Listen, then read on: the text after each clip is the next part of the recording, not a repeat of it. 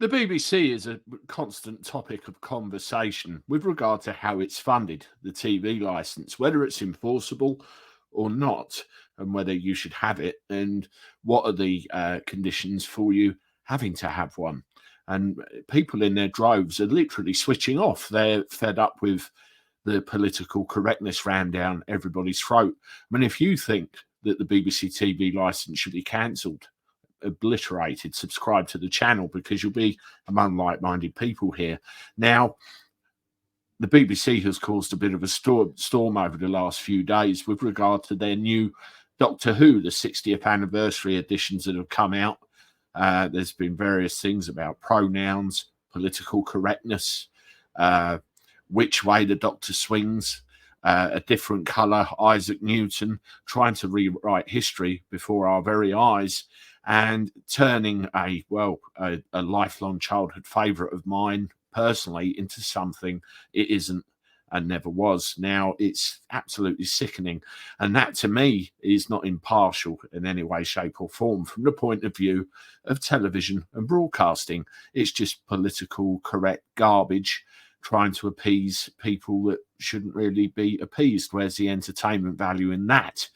Now, the TV license has been frozen at about 159 quid for the last 2 years at least. And what they're proposing to do is put it up by £15 a year. I'll put it up to about 173 quid or thereabouts. Now, everybody's saying, get real. This isn't realistic. Even Rishi Sunak has turned around and said, this isn't realistic. I mean, we've got a thing here, which I will show you. This is a little bit actually taken off of the BBC website. It's the best example of it.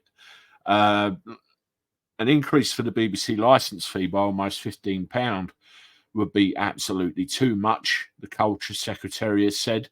Lucy Fraser said she was concerned a significant rise in the fee would add to cost of living pressures. The licence fee has been frozen for the last 2 years at 159 and is due to rise in April in line with inflation. It's currently expected to increase to £173.30. But Ms Fraser said she was looking at which measure of inflation to use to calculate the rise. Well, you just know how unpopular it's going to be, I think is the fact of the matter there. Now, we're in a world now where, is a TV license fee really the way to go? I have Sky. Well, I don't anymore, actually. I've got Virgin. I've got Netflix. I've got all the point is, all these subscription services you pay for by choice. Should the BBC go down that route? Now, I always find as well that they're very pro-government, pro-mouthpiece, telling us what we're supposed to believe, what we're supposed to hear. And it really is no good, and it doesn't wash. I personally believe if it carries on, the BBC in its current form is no good. It's finished. You have people there that are paid fat salaries who need to keep their mouth shut. It's as simple as that. Now, there is a charter, and I'll show you this in passing, the BBC Royal Charter, which they apparently have to obey. And here it is. It's a 67-page document. And before I recorded this, I actually typed in the word impartial into the search box to see how many times impartial or impartiality appear. And they appear twice, without limiting the ability of the BBC and the Foreign Secretary to agree other objects under paragraph 6.